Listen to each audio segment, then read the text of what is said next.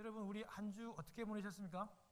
우리 특별히 우리 한국에 또 이렇게 계엄령이 선포되고, 물론 몇 시간 만에 해제가 됐지만 저도 매일마다 상황들을 이렇게 지켜보면서 참 생각지도 못했던 일들이, 여러분, 계엄이라는 게 또 이렇게 지금의 시대에 일어난다는 게 참 이해가 되지 않고 좀 혼돈스럽지만, 하나님께서 아마 잘 정리해 주시고 다시 좀 회복할 수 있도록 여러분 생각나실 때마다 기도 부탁합니다. 우리 조국이 잘 돼야 됩니다, 여러분. 우리가 미국에 살면서도 우리가 출신이 한국 출신이기 때문에 끊임없이, 여러분이 죽을 때까지 우리 한국 출신이라는 거, 이 배경은 여러분 절대 놓을 수가 없어요. 한국이 잘 돼야 되고 한국이 위상이 높아져야 또 저희도 잘 되는 거기 때문에 하나님께서 중재하는 그런 시간 되길 원하고, 여러분이 12월에 우리 한 해를 돌아보면서 또 잘 정리하시고 또 감사하시고 여러분의 신앙들이 더 깊어지는 시간들 되기를 바랍니다. 여러분, 오늘은 우리가 대강주일 이제 두 번째 주일입니다. 우리가 대강제를 우리가 구체적으로 지키고 뭐 촛불 점화식 같은 건 하지 않지만 예수님 기다린다는 의미는 참 좋은 의미입니다, 여러분. 그러니까 워낙 우리 개혁주의가 우리 로마 캐톨릭에 대한 이 이제 형식과 이 성상과 그런 것 때문에 이렇게 좀 거부를 좀 본능적으로 여러분 이렇게 거부하는 경향이 있어 그렇지, 저는 뭐 대강절에 대해서도 개인적으로 의미는 참 좋다고 생각합니다. 그리고 오늘 여러분 우리 가슴 뛰는 우리 주님의 이 부활에 대해서, 부활절이 아닌데 오늘 살펴보기를 원합니다. 여러분, 이 부활에 대해서 믿고 안 믿고 싸우고 여러분 막 논쟁하고는 실제로 오늘날만 이렇게 심하게 싸운 게 아니고, 예수님이 부활 성천하시고 난 다음에 하늘로 가시고 한 25년 정도 되었던 초대교회도 예수님의 부활을 이렇게 눈으로 봤던 사람이 다 세상을 떠났어요. 그러면 이제 말로 이렇게 전해지는 거잖아요. 우리 할아버지가, 우리 어머니가 얘기했다. 2000년 전 당시에도 예수님의 이 부활했다, 실제다 아니라를 두고 사람들이 엄청 싸웠어요. 그 대표적인 싸운 교회가 어느 교회냐면 바로 고린도 교회입니다. 여러분, 바울이 이 고린도 교회에게 여러분 이 싸움을 중재하면서 편지를 쓰면서 했던 그 유명한 말씀 아시죠? 고린도 전서 15장. 아마 여러분 다 아실 거예요. 만약에 그리스도께서, 예수께서 부활하지 못했다면, 여러분 잘 들으세요. 예수님이 부활하지 못했다면 우리가 전하는 거, 바울이 전하고 너희들도 전하는 모든 것이 다 헛되다 그랬어요. 내가 믿는 예수님, 이게 다 헛방이에요. 꽝. 예수님의 부활이 없으면 우리가 믿고 전하는 거 이거 다 헛되고, 만일 그리스도 안에서 우리의 믿는 것이 이 세상뿐이라면, 그러니까 부활이 없고 이 세상밖에 없다면, 만약에 그렇다면 예수 믿는 우리, 바울은 자기를 포함해서 우리는 가장 어떤 사람이다? 불쌍한 사람이다. 여러분, 그만큼 이 부활은요 우리가 믿는 믿음의 전부라고 봐도 돼요. 여러분, 제가 저도 여러분 목회도 하고 설교도 많이 했잖아요. 제가 강단에서요 우리 성도님한테 오늘 저를 보세요. 여러분 부활을 믿으십니까? 이게 다 아멘해요. 다 아멘하더라고요. 다 아멘. 한 사람도 이렇게 부활을 믿으십니까 하는데 NO! 이렇게 한 사람을 제가 한 명도 못 봤어요. 그런데요, 개인적으로 주님이 분명히 부활의 첫 열매가 되고 나도 그 다음으로 부활의 열매가 되는데, 그런데 나는 왜 이렇게 주님이 분명히 부활했는데도 나는 왜 이렇게 근심하고 걱정하고 내가 하는 일은 왜 이렇게 안 되고 나는 왜 이렇게 힘든 걸까? 그렇게 여러분 개인적으로 접근하면서 주님이 부활했는데 나는 왜 이렇게 잘 안 될까요? 이렇게 하면서 혹시 개인적으로 성도님은, 집사님은 혹시 부활을 믿으세요? 이렇게 하면 많지는 않았지만 우리 성도님들이 글쎄요, 예수님이 부활하신 것 같기도 하고 내가 이렇게 생활하는 거 보니까, 내가 두려워하는 거 보니까, 걱정, 근심하는 거 보니까 솔직히 말해서 예수님이 부활하신 것 같기도 하고 안 한 것 같기도 하고. 제가 이렇게 말씀하시는 분은 제가 종종 배웠어요. 개인적으로 이렇게 물을 때. 여러분, 예수님의 부활은요, 나하고 상관없어요. 내가 막 신앙생활 열심히 하고 하는 일마다 잘 돼. 사업도 막 펑펑 터지고 걱정거리도 없어요. 애들도 잘 되고 신앙도 잘 되고 막 기도하는 것마다 응답받고. 그러면은 내가 주님의 부활이 막 잘 믿어져요. 잘 믿어질 것 같아. 근데 하나님 하는 것마다 뭐 안 돼. 잘 안 되고 미끄러지고 걱정 근심이 많고. 그러면 이 주님의 부활이 헷갈릴 때가 있다고요. 그런데 여러분, 중요한 거는요, 나의 이 감정, 내 신앙과 상관없이 우리 주 예수 그리스도는 부활했습니다. 할렐루야. 아멘. 예. 나하고 아무 상관없어요. 내가 뭐 인정한다고 해서 주님이 부활하고 안 하고 아무 상관없습니다. 주님은 내 감정과 내 상황과 상관없이 부활하셨고 부활의 첫 열매가 되셨고, 주님은요 하늘나라에 다시 올라가셨고 그 보좌에서 지금 24장로와 천군 천사들에게 경배를 받고 계시고, 지금도 이 순간에도 저와 여러분들을 위해서 부활하신 예수님은 우리를 중보하고 계십니다. 그거 믿는 사람은 복된 사람이죠. 그거 믿는 사람은 승리한 사람이고, 그거 안 믿으면 여러분 계속 헤맵니다. 계속 왔다 갔다 하고 의심하고 그렇게 살 수밖에 없는 거죠. 여러분, 제가 이미 벌써 부활절, 제가 이 교회 온 지 8년 됐으니까요. 제가 요한복음 20장을 가지고 특별히 여러분 이 막달라 마리아에 대해 제가 우리 설교 제가 한 2번 했잖아요. 그렇죠? 그런데 제가 이 요한복음 20장 예수님의 부활을 보면서 제가 도마에 대해서 의심 많고 잘 안 믿어요. 예수님의 부활도 잘 안 믿어요. 근데 이런 신앙의 수준이 아주 어린 이 도마에 대해서는 제가 살펴보지를 못했어요. 그래가지고 제가 오늘 내가 부활절 하면서 우리 성도님들과 함께 이 의심 많고 겁 많고 이기적인 이 도마를 부활하신 예수님이 어떻게 바꿔주셨는가를 우리가 한번 살펴보려고 해요. 여러분, 그 요한복음은요, 앞에 있는 우리 공간복음이라 그러죠. 다른 복음서에 비해 가지고 조금 이렇게 다르게 이렇게 요한이 기록을 해 놓는 모습들을 우리가 지금까지 살펴보았어요. 예수님의 부활을요, 신빙성이 아주 떨어지는, 옛날에 여러분 이 막달라 마리아는 옛날에 귀신 들렸습니다. 그 말이 무슨 말이에요? 정신적으로 온전치 않다는 말이에요. 그 당시에 여러분 이 여성들의 한 말과 여인들은 이 법정의 증인으로 채택이 안 됩니다. 여자가 아무리 진실을 말해도 법은 안 믿어요, 여러분. 이 여자의 말을. 그런데 보세요. 요한은요, 예수님의 이 부활을 정신도 온전치 않고 귀신 들렸던 여자. 근데 여러분 이 없고 가난하고 모든 것이 부족한 이 막달라 마리아의 이 시각으로 예수님의 부활을요 계속 드러내요. 의도가 있는 거예요. 보세요, 여러분. 오늘 본문 읽었던 여러분 이 도마. 우리 다른 사복음서에는 안 나와요. 안 나오는데 요한복음에만 나오는데 11장과 14절에 나오는데 아주 비관적이에요. 예수님 무슨 말만 하면 태클을 걸고 아주 비관적으로 보는 사람이 이 도마입니다. 그런데 여러분, 도마가 어떻게 변화되었는지를 통해서 부활하신 예수님을 이렇게 드러내요. 이 요한이. 그러니까 이 메시지가 있다는 말이에요.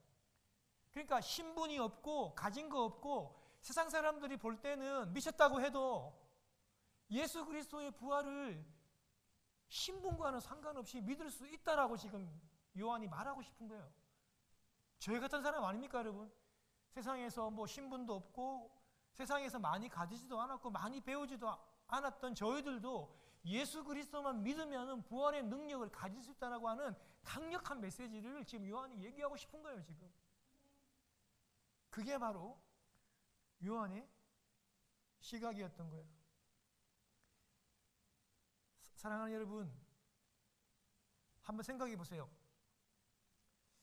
우리가 제가 오늘 본문을 읽지는 않았어요. 근데 여러분 아마 다 알 거예요. 오늘 본문에 오늘 요한복음 집에 가서 20장 한번 읽어보세요.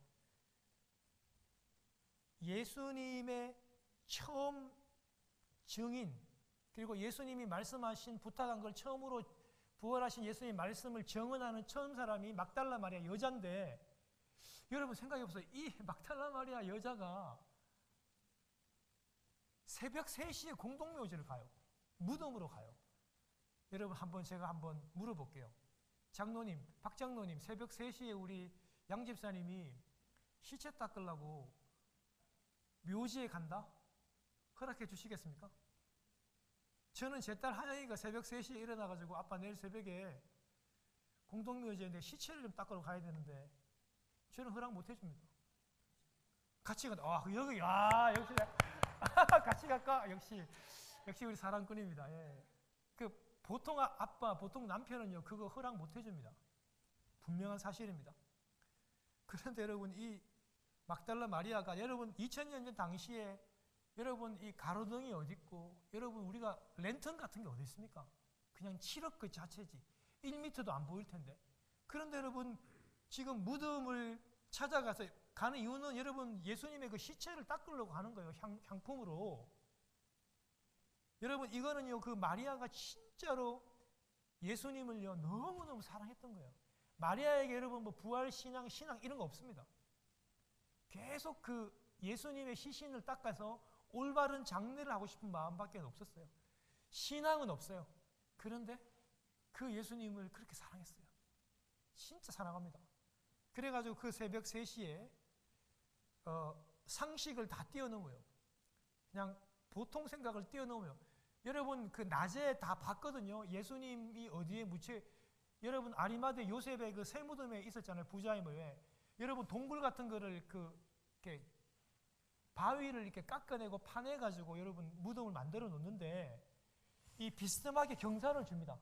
경사를 줘가지고 홈을 갖다가 파가지고 딱 막았다가 이거를 풀면은 자연스럽게 여러분 돌문이 이렇게 닫히고 하는 그런 식으로 봉인을 했는데, 당시에 여러분 이 도굴, 시체를 훔쳐가거나 아니면은 그 무덤에 들어가지고 어떤 보석 같은 거를 훔쳐가는 이게 엄청 유행해가지고 로마 황제가 무덤을 도굴하는 사람들은 사형에 처하라고 했어요. 그래가지고 굉장히 그런 분위기였는데, 마리아가 여러분 지금 예수님의 무덤으로 가면 백발백중 헛걸음입니다. 왜 헛걸음하죠?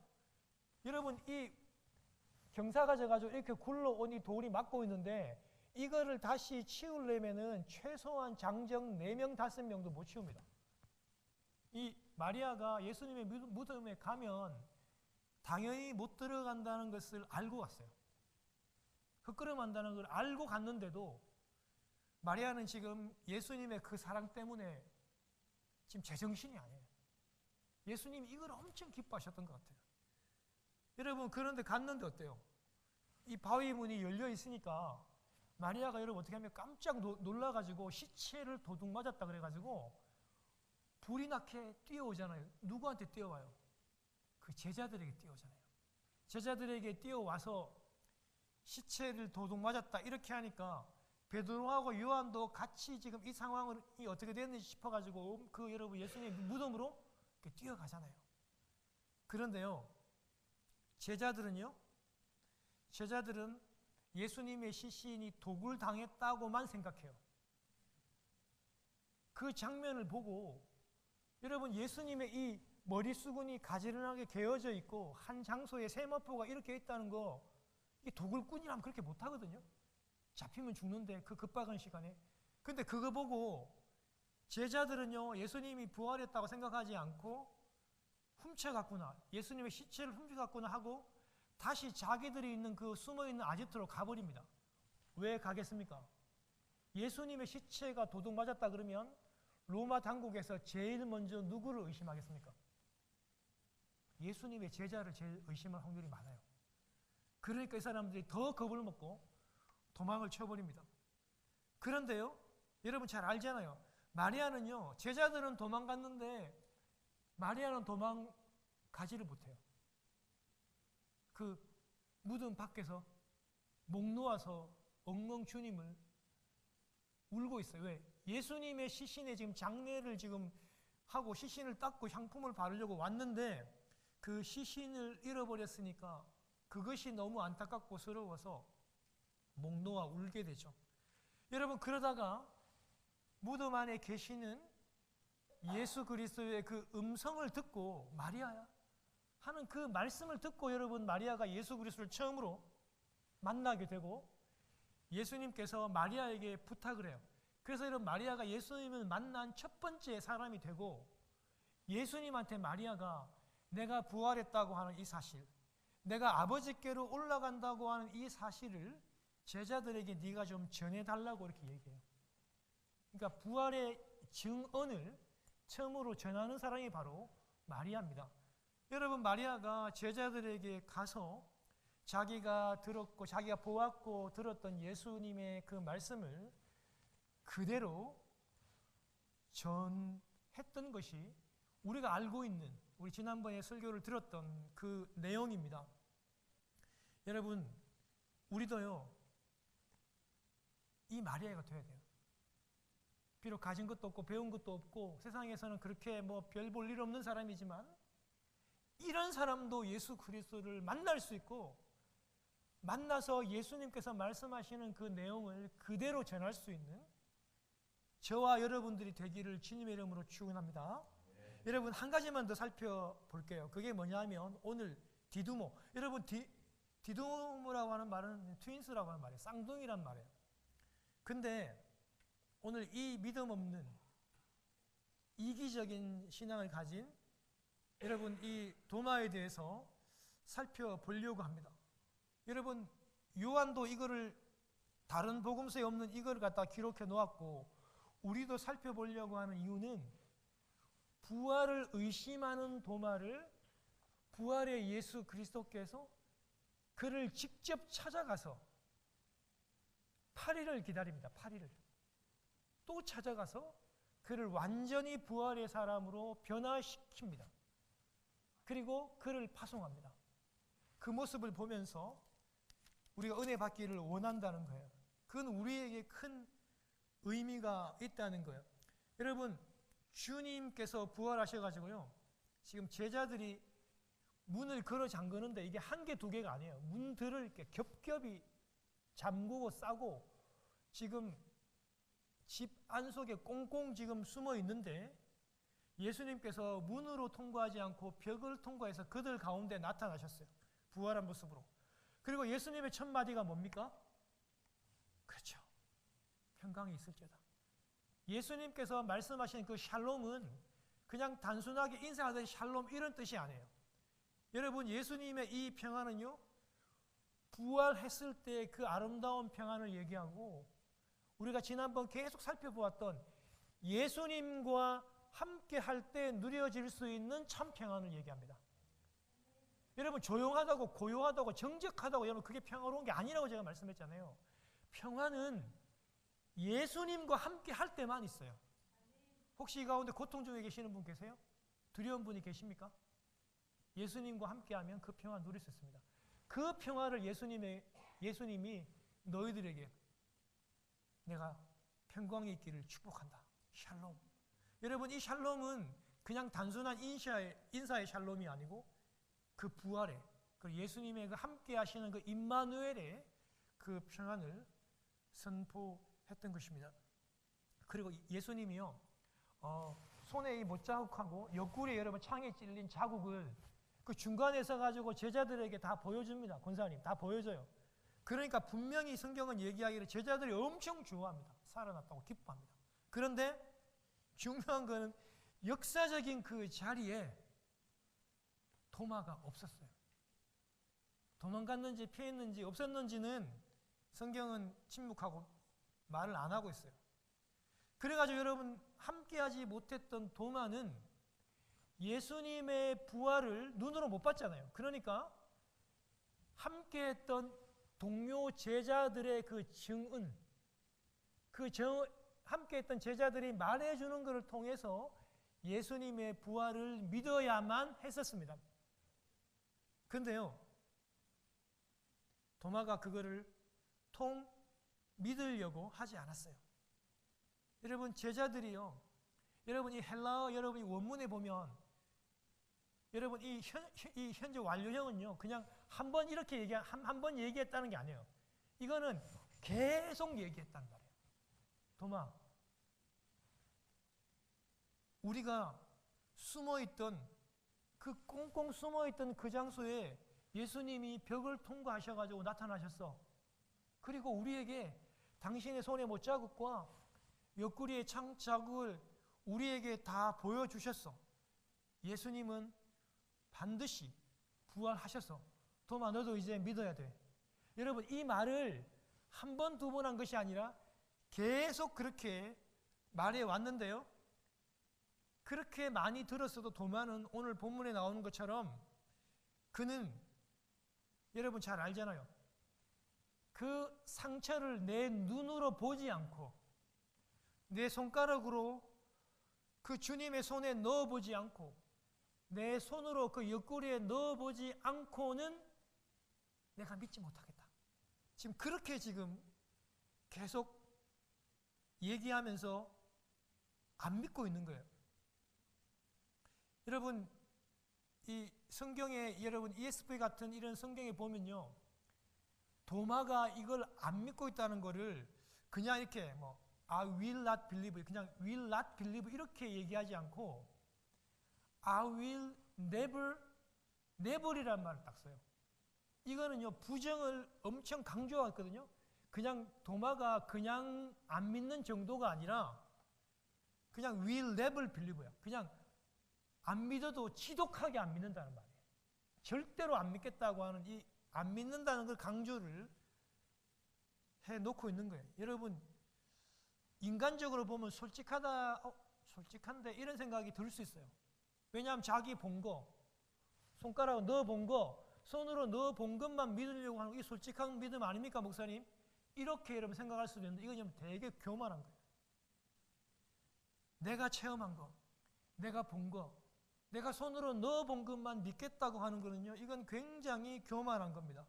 사랑하는 여러분, 우리 인간이 알면 얼마나 합니까? 여러분, 우리가 체험하면 우리가 얼마를 체험할 수 있습니까? 여러분, 제가 우리 뭐 지구 별 숫자도 얘기하고, 여러분 얘기했잖아요. 여러분, 진정한 의사들은요, 제가 알고 있는 정말 한국에서 그 명의라고 하시는 우리 목에 대해서 알고 계시는 여러분, 제가 대학교 다닐 때 저희들 대학생들을 가르쳤던 우리 선생님이었는데 진짜 한국에서 이 목 부분에서는 권위자거든요. 진짜 근데 겸손해요. 자기는 이렇게 수술하려고 그걸 이제 메스 찢어가지고 열고 자기는 몇 가지만 그냥 자르고 봉합해서 닿는 게 전부라고 그렇게 늘 얘기하거든요. 그러면 그 세포들이 일일이 다 자리를 찾아가서 살이 붙고 뼈가 붙고 하는 모든 거는 다 하나님이 한다. 늘 그렇게 얘기해요. 진짜 겸손한 거. 사람이 할 수 있는 거는, 사람이 볼 수 있는 거는 너무나도 작은 것이라. 그렇게 얘기하는 거예요. 여러분, 그래서 도마가 여러분 굉장히 이게 교만한 신앙을 갖고 있는 것입니다. 여러분, 우리 요한복음 11장에 여러분 그 예수님이 나사로 살리는 걸 살펴봤잖아요. 그죠? 예수님이 나사로 깨우러 가자 그랬잖아요. 유대로 다시 나사로를 깨우러 가자 그랬잖아요. 근데 제자들이 여러분 벌떼같이 일어나 예수님을 반대합니다. 예수님 큰일 납니다. 종전까지만 해도 그 사람들이 돌을 들어가지고 우리를 쳐서 죽이려고 하는데 거기를 또 간다고요? 안 됩니다. 예수님. 이렇게 제자들이 말리니까 여러분 도마가 뭐라고 얘기하냐면 그래 가서 다 죽자.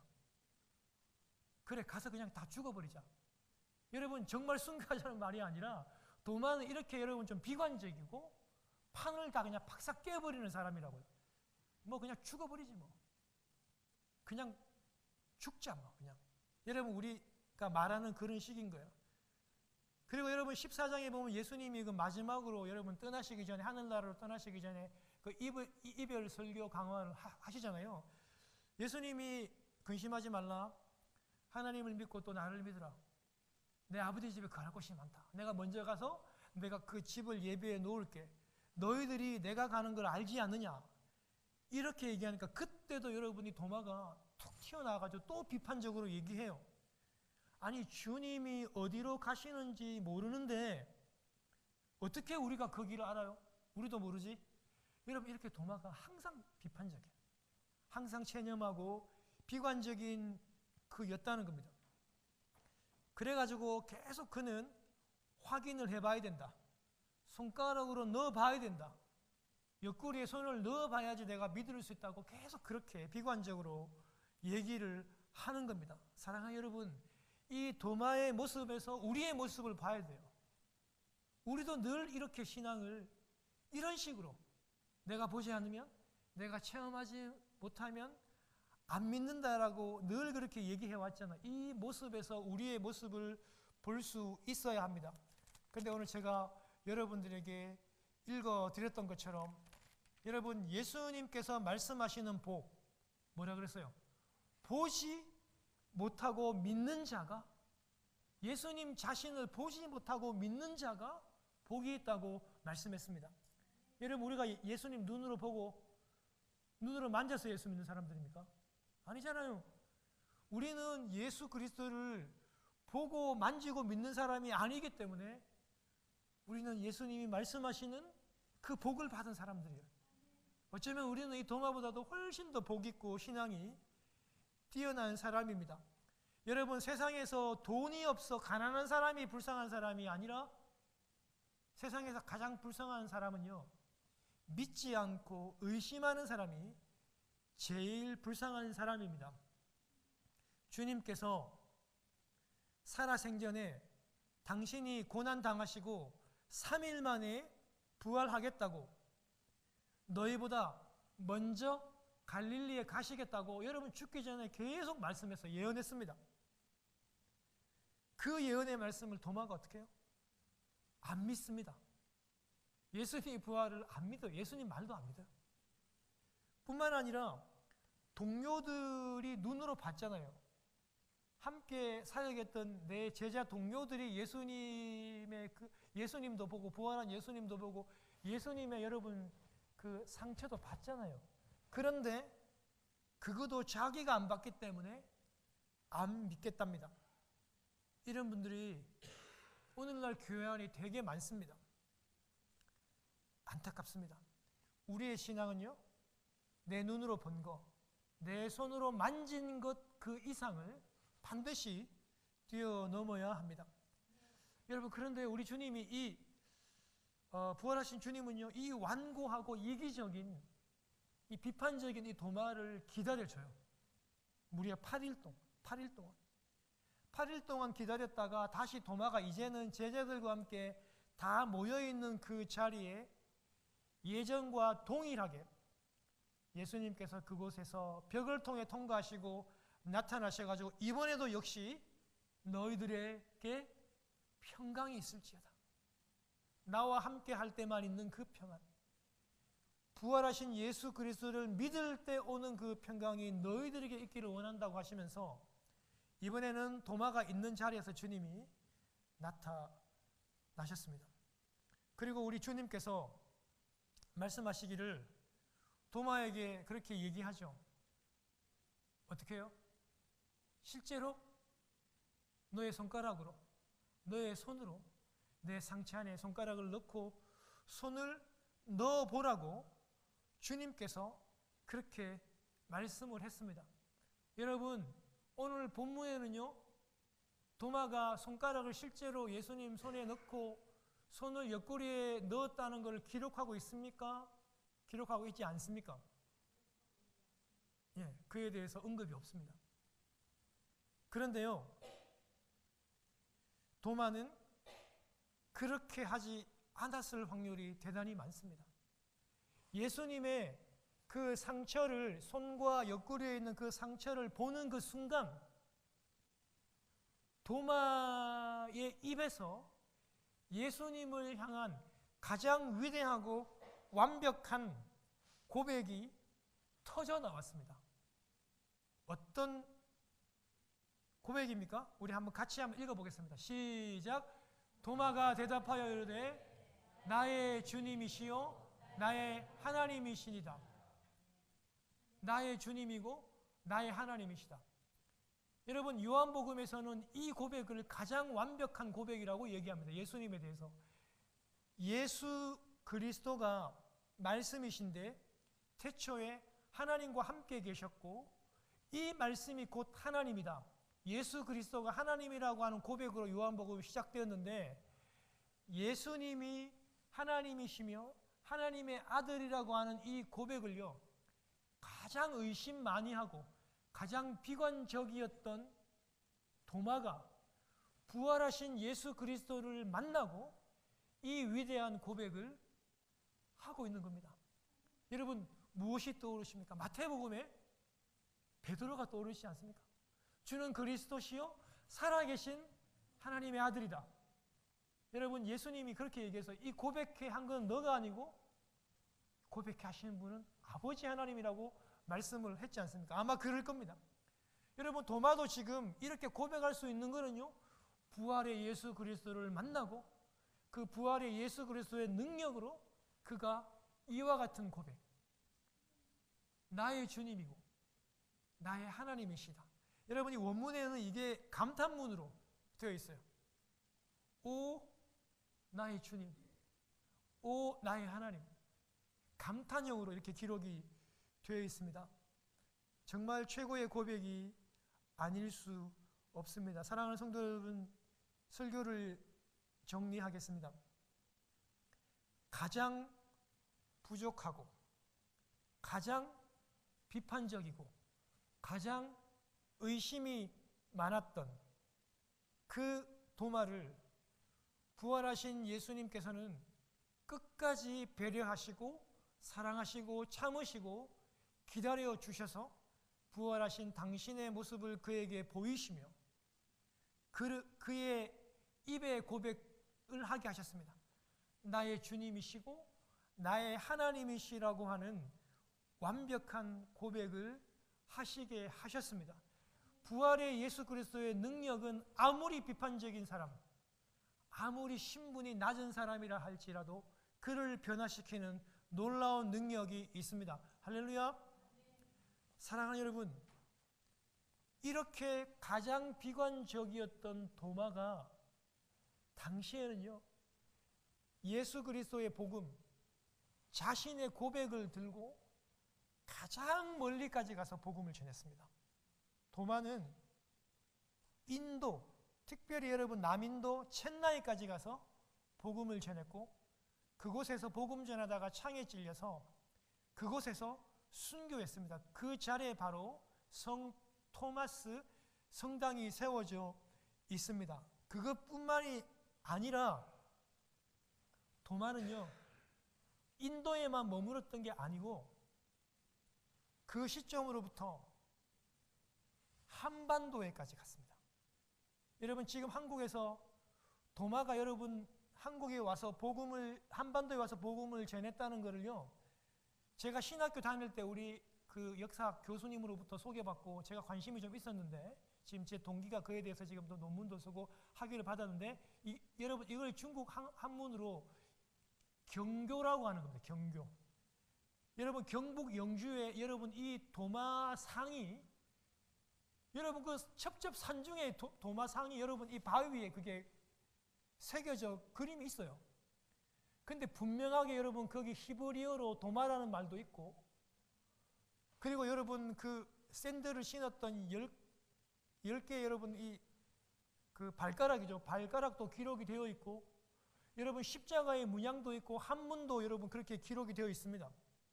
지전행, 땅 끝까지 갔다라고 하는 여러분 이런 모든 것을 다 종합해 볼 때 지금 그래서 한국 고등학교 지금 역사 교과서에 실어 넣으려고 하는 지금 굉장한 일들이 지금 벌어지고 있습니다. 제가 그걸 얘기하려는 게 아니라 그렇게 의심 많았고 비관적이었던 도마가 부활한 예수 그리스도를 만나고 인도까지 갔다가 한반도까지 가서 주의 복음을 그렇게 전하는 사람이 되었습니다. 자기는 예수님을 보고 믿었어요. 그 흉터를 보고 믿었지만 그러나 보고 안 보고 복을 받을 사람들을 위해서 그 아시아에 있는 당시에 여러분 땅끝을 여러분 이 인도라든지 여러분이 아시아 쪽으로 봤잖아요. 그 땅끝에 있는 보지 않고 믿을, 이 복받을 사람들에게 복음 전하기 위해서 그가 그 먼 곳 인도와 한국까지 가서 복음을 전했다는 사실들을 여러분 꼭 기억하십시다. 사랑하는 성도 여러분, 부활의 예수님은요, 아무리 의심 많은 저희들을 변화시킬 수 있는 능력이 있습니다. 막달라 마리아와 같이 아무리 정신 이상자라고 해도, 귀신 들린 사람이라고 해도, 손가락질 받는 사람이라고 해도 부활의 증인, 정언자로 세워질 수 있음을 확실하게 믿으시면서 이번 주도 우리의 사업장에서, 우리의 직장에서, 학교에서, 가정에서 이 주의 복음을 전하는 여러분 되시기를 주님 이름으로 축원합니다.